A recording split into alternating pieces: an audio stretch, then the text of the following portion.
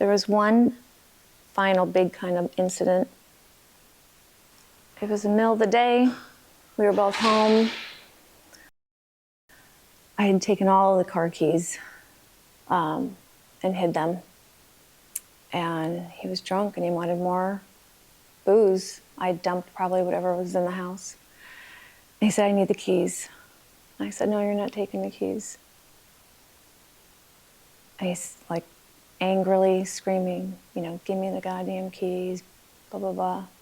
I said, I know you can go hurt yourself because you're already hurting yourself and you're hurting me, but you're not going to go out and hurt some innocent family with you behind the wheel. It's not going to happen. And there was a hammer nearby, and he picked up the hammer and held it over his head and said, if you don't give me the keys, I'm going to break something. I said, I'm not giving you the keys. Again, he's never harmed me, but he went outside and smashed my windshield with the hammer. I knew then that I didn't know who this person was. This wasn't the man I married and fell in love with and had a family with. This is someone that was really sick. And the consequences were just getting worse. Problems, situations, everything. He did go and get more booze, because after that moment of him smashing my windshield, I gave him the keys. I still wasn't fearful he was going to do anything to me, but at this moment and the look on his face, and I didn't recognize him, and there was a bit of fear. So he came back, drank a ton. I just locked myself up in our bedroom with the dogs. And we had a really big storm that night. Really big storm. Big waves on the lake.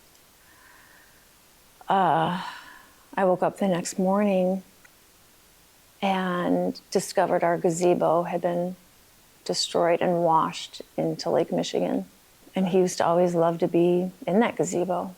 Searched the house for him. I couldn't find him. Searched the cars. I thought, every square inch of this house. It was a big size house. Called his phone, did everything. And I walked back down to look at that gazebo, and I was so fearful that he was in it. And it was just destroyed into a million pieces floating in Lake Michigan. And I thought he could be in there and under that. And I didn't know what to do. I called his brother. And he said, you gotta call the police. I called the police, they came, and I said, I can't find my husband. And with that storm, we had the gazebo is destroyed, and I don't know if he's in it.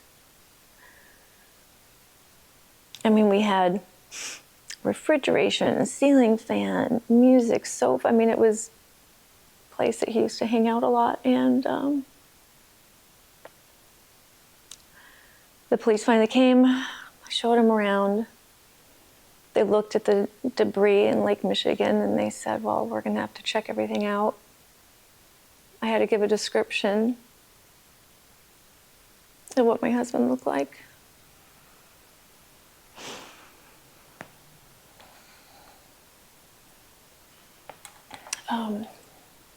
And they started looking all over the house and all over the property. They had body cameras on, which is pretty common these days. And a police officer yelled to the other police officer down to the basement. And it was a finished basement. And he said, I think I found him. And he was curled up on the floor under a moving blanket, passed out. Just this cold, dirty floor.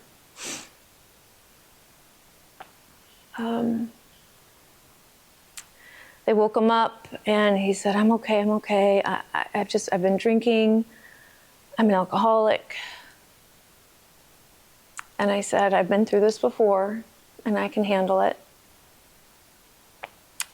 And then they started asking me questions.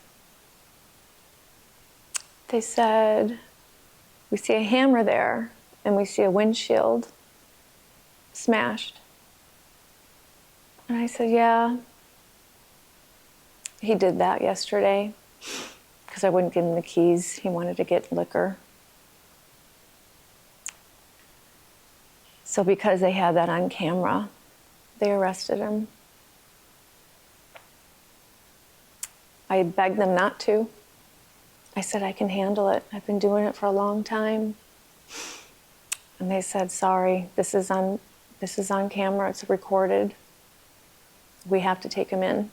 You can come bail him out. Come down in about an hour to process. You'll have to come down and then bail him out, which I did. And I don't know what he experienced in that jail time. This was not a good area in Racine. There were bad people in there. He came out very angry at me.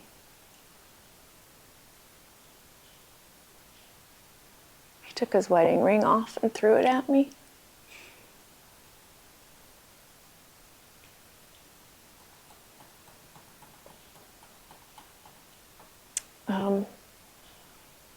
I begged him just to get in the car and I would drive him home. He just wanted to walk. So he walked a couple miles home.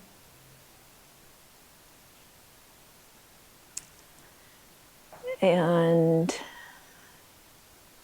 I knew that life had changed for the worse at that moment.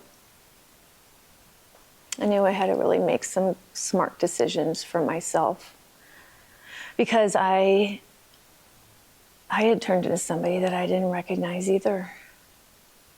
And I think I called my sister-in-law. I kind of blacked a lot of this out. And she had a house about 40 minutes from us in Wisconsin, and she was so sweet. I explained to her what happened, and she said, go to the house. Here's the key, it's hidden. And I stayed there for a few days. My boys were home and, begged me to come back. What's going on? What's happening with Dad? I said he needs to get help, but he won't.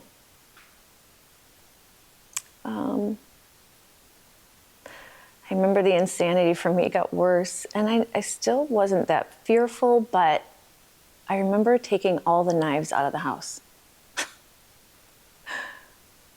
I mean, just crazy, crazy stuff.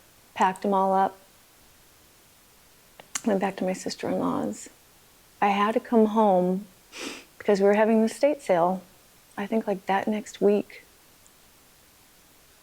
And I just avoided him as much as I could. I had to get that just life done and stuff done. We needed the money. And that was just a whole other scene too. You would think he'd be there to help. He just made it so much harder and worse. My boys begged me to try to get him help. So a few days within that, I got friends of ours who were in the program, very well versed. I reached out to his other friends that were in the program. I reached out to anybody I could at that point for support and help, without talking to my family yet, that I still couldn't do that. And it was on our anniversary. I think it was our 30th year. I don't remember. Sorry, I blocked, a lot of this is just kind of blocked out of my head. But I said to Patrick, this is the best anniversary gift you could give me because my friends on the phone, Joe and his wife, talked him and convinced him into going into treatment program Sean, his sponsor, set it up. I was taking him to a place in Texas. Sean said he needs at least 90 days. Patrick, even in that still slumber of being drunk, was like, no, I'll go 30 days. And Sean just said, let's just get him there. He needs 90 days. So I got his tickets to Texas. I remember packing a bag for him and like feeling hope. Like, oh my gosh, this is going to be the next positive thing in our life. We're going to get our lives back. He's going to be sober, and he's going to get healthy and happy. And he's going to like himself again. And maybe he'll like me again. I remember videotaping us in the car going to the airport and just smiling and saying, okay, it's a fresh new start, let's go. I was feeding him Xanax about every 3 hours to keep him from detox. This is during COVID, so I knew on the plane there wasn't going to really be beverage and food service. That stopped. We finally get to O'Hare Park, get him through security. I think we had to stop at the bar and get him a couple drinks. I know we did. And about an hour into the flight, he started sweating and shaking. He said, I'm not going to make it. He said, I think I'm going to throw up. He was going into detox, even with the Xanax helping him. And I went to the back of the plane, found the flight attendants, and explained to them what was going on. And I said, I need your help. My husband's an alcoholic. I'm taking him to treatment to Texas, but he's going through detox. And pretty soon he's going to be vomiting and possibly worse if we don't get him some alcohol. The one flight attendant just stared at me like I had two heads. The other flight attendant put her hand on my shoulder and said, I understand. She said, my brother's an alcoholic. He went through the same thing. What seat are you in? And she brought me, I think, 3 or 4 little bottles of the wine. She said, is that going to help? And I said, yeah, that should get us through it.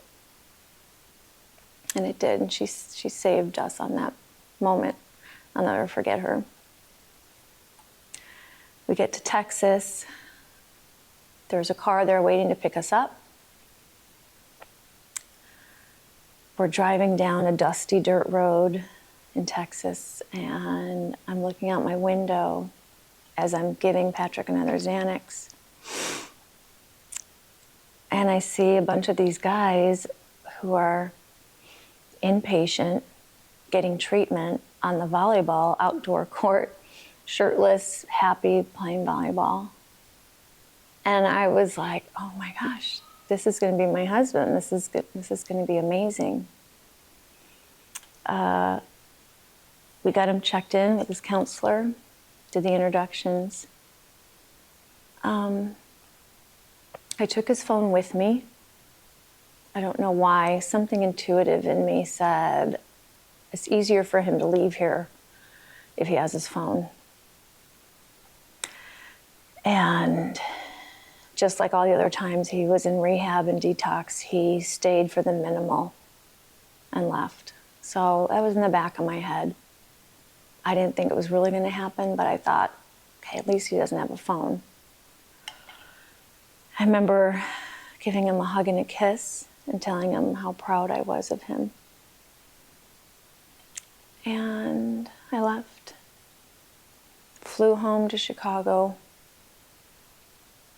I remember being in O'Hare, and I was so tired and so stressed. I couldn't find my car. It took me 45 minutes wandering and clicking my remote on and off and on and off I couldn't remember what floor I was on, what color was it, what aisle. And I remember just breaking down and just tears just streaming, just like, please give me a break. I just want to go home. Finally found the car, and driving home, I felt hope and happiness, and I thought, okay, he's in good hands. He's getting help. They're going to take care of him, and my husband's going to be back to me. And the next day, I got a call from his counselor, and he said, Patrick's here with me. He had a pretty rough night. We had to send him to the detox unit. And he wants to leave. My heart just sunk. I thought it was so hard to get him there. And just all hope just went out the window. He wouldn't talk to me. He refused. And I said to the counselor, I'm going to have my boys call you. He needs to listen to at least a message from them. And both the boys called. I think it was just on speakerphone. Patrick didn't want to talk to them. And I know James gave him the ultimatum and said, if you leave there, Dad, we're done. You're dead to me.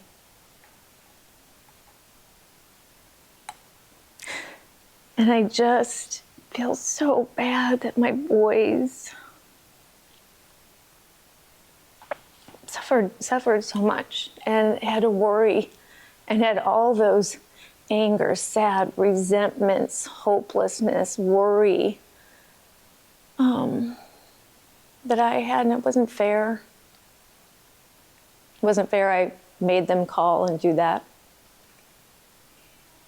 It wasn't fair that I made them lie and cover up for their dad for all those times. But he was a really good dad to them over all those years. He was always there for them. Every sporting event, Cub Scout stuff, taught them how to water ski and drive stick shift, and all the pictures of them together, even toddlers, it was so cute. And for James to say, you're dead to me if you leave.